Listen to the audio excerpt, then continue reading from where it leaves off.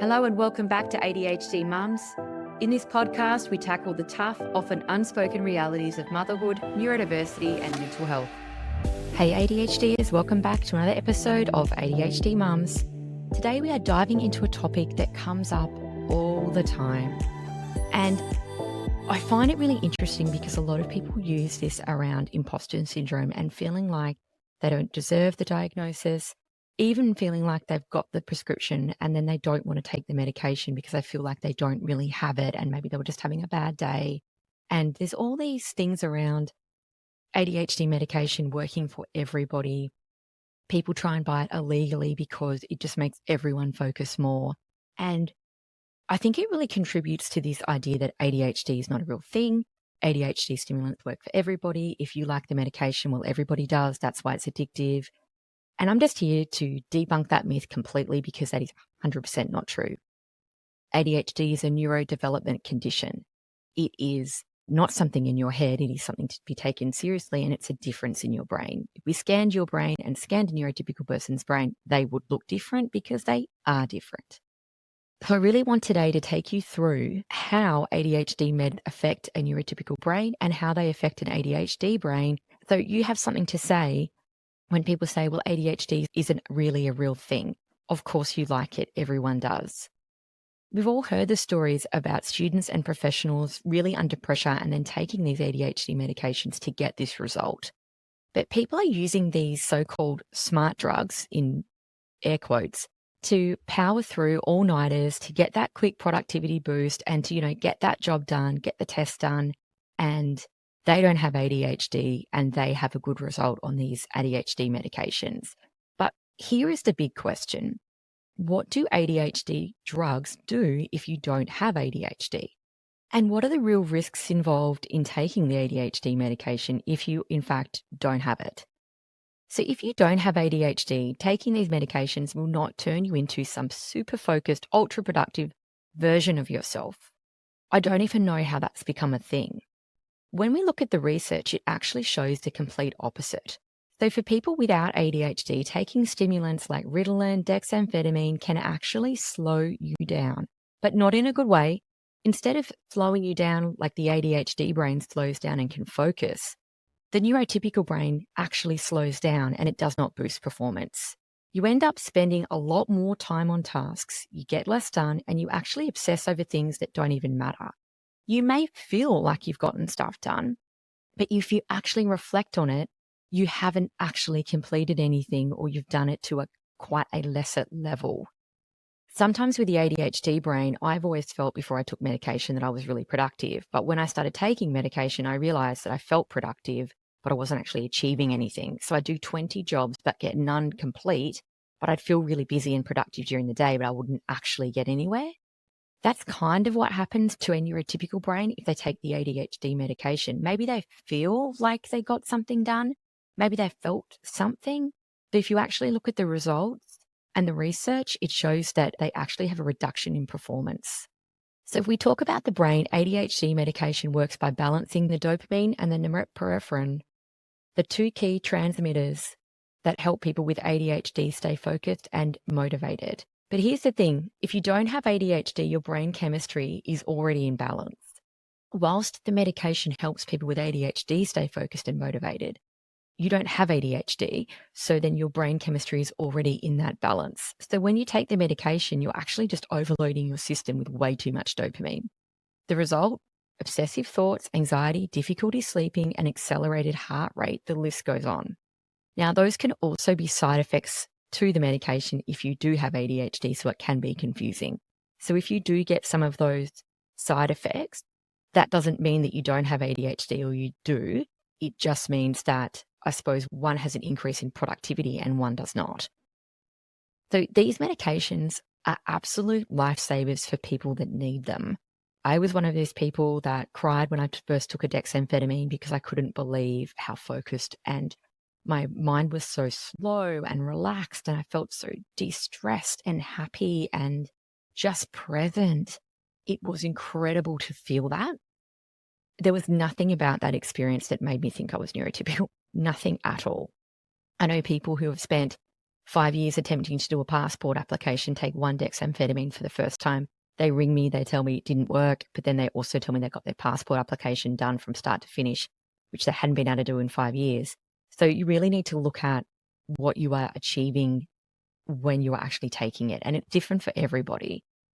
For people with ADHD, medication can really help to level the playing field, making it possible to function in a world that demands constant focus. If you've got neurotypical people that can focus all the time and you've constantly got this neurological condition that makes everything harder, it can mean that you just, I suppose, have less work prospects, you have less study, you're less successful all around, when really you could keep up academically, but it's the executive function that wears you down. I like to talk about it as, if you have ADHD, you might be driving around like a manual car. Every movement is, I suppose, you have to think through, you have to concentrate. And then a lot of other people, the neurotypicals, are just driving around on automatic. They are not fazed by all the little things, and they're also not tired when they arrive. Whereas if you're driving a manual car, you feel exhausted. Your arm's hurting, it's been a long time, you're navigating the clutch. The automatic person just drives through, no worries, talks on the phone, maybe does their podcast, but you're there like grinding through the gears every step of the way. That's how I feel like ADHD is. If you're driving a manual car, now you're in an automatic and you can just do things easier. When we're talking about people without ADHD, taking ADHD medication, we're really talking about serious health issues, addiction, heart problems, mental health challenges like anxiety. I don't understand why someone without ADHD would even want to take ADHD medication unless they just feel like it works. I mean, I don't understand it because there is no research to show that it helps at all. So if you're thinking to yourself, well, how do I even know if I'm being productive? Maybe I do have a neurotypical brain. Maybe those side effects you mentioned, I have those. Maybe I don't even have it. Well, let's just talk about how you know if your ADHD medication is working. It can be really difficult to tell. A lot of people will ring me and say that they thought they were going to get all this stuff done. And I'll go, oh, so what did you do? And they'll go, oh, I just weeded the garden. I haven't been able to do that for 10 years. And then I suddenly just like got it all done. I'm like, well, that sounds like the medication was working.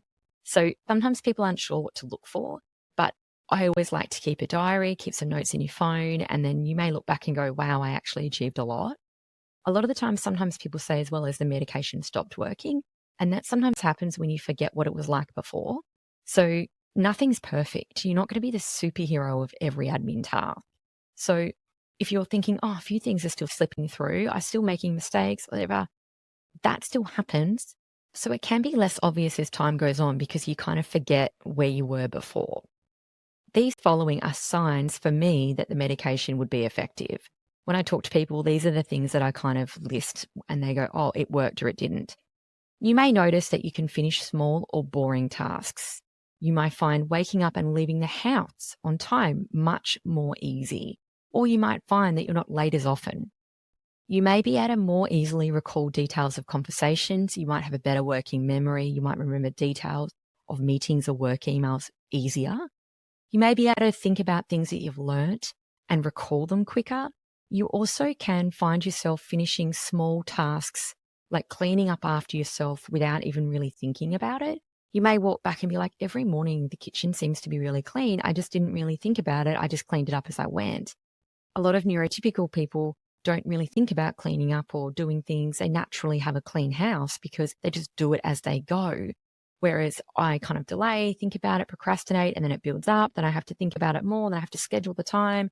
And I still dread it. And then eventually I clean up. And by that time, it's pretty messy. So, have a think about how much easier it is. For me, a really simple thing was I can remember to make my bed in the morning. I hadn't made my bed in I don't think I'd ever made my bed. Like my mum had stood over me a few times and told me to make it.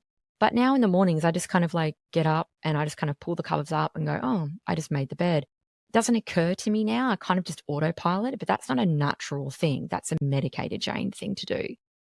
You may find that you can finish, study assignments. You may be avoiding distractions like social media. You may not be watching TV while you're working anymore because you have enough dopamine. Some people that don't work when they're taking a stimulant, let's say they do mum life, they do a weekend, they will generally, if they have ADHD, say they feel calmer. They will want to get more done. They will feel a little bit more relaxed. They are able to sit down, have a cup of tea, play a game with their child, possibly. They're able to think about planning a time to do their tax return. So some of these things aren't really obvious. And when you have imposter syndrome and you're maybe looking for ways that it's not helping you, or you're expecting it to be this magical cure within the first dexamphetamine dose, you knock off your entire to-do list. Like, let's just be realistic about what it would be. I always love to use a medication chart. I like to just jot out a few things about what I did get done when I'm taking a new medication. I really like the Apple Watch too, where it tracks how you're feeling. So you may find that if you reflect back, you have more good days when you're taking ADHD medication than bad. And if you start to track that more regularly, you might go, oh, I don't feel that much better. But then when you reflect back on the tracking, you may go, oh, actually, I said that I had a really bad day only twice that month, whereas before it was 12 times. And again, even those little executive function tasks like tracking your mood can be just overwhelming to do if you aren't medicated. It was for me. But now I can track my mood, I can track my period, I can track my school stuff, and it makes it more manageable because I've got more executive function to figure things out. Whereas before, I wouldn't have been able to even manage a medication chart. I might have thought about it, started one, stopped, lost it, started a new one, broke that, lost that, couldn't find this, and it would all be chaos. So when you're thinking about taking ADHD medication, if you have ADHD and you've got a script, you should absolutely take it because you don't get scripts easily. That means you have ADHD. So if you're still going, I don't know if I have this, I've got this script and this diagnosis, I don't know if I should take this tablet. Yes, you should try it. Yes, you should track it. And just know every experience is valid, and don't get caught up in ADHD medication works for everybody. Of course, you're noticing something, people take it to study, and you're just lazy and you need to try harder. None of that is true. People that don't have ADHD should not take ADHD medication. If they think it works for them, they are wrong. The research shows us that it doesn't. So the reason it's there is to help your brain work well. Track it and then take everything back to your practitioner and let them know how you've gone. I hope this episode was really helpful for you. Check out my medication guide online in my shop if you want more information. I've gone through frequently asked questions and all of the different medications, all the things that I see people struggle with, the simple questions that people don't get answered by the psychiatrist or the pediatrician, and they have to go back and spend $600 to get that information. Or people ask a question online on a Facebook group and they get the wrong information and then they change a medication without properly knowing all of the information and checking with the practitioner. So it's all about being safe, and just remember that if you have the medication, you should take it, give it a try and track it. Thank you so much for listening. The key message here is you are not alone. Thank you for listening. If you enjoyed this episode, follow us on Instagram or head over and join our amazing ADHD Mums podcast Facebook community. Everything you do matters and helps to spread the word about what neurodiversity in females looks like.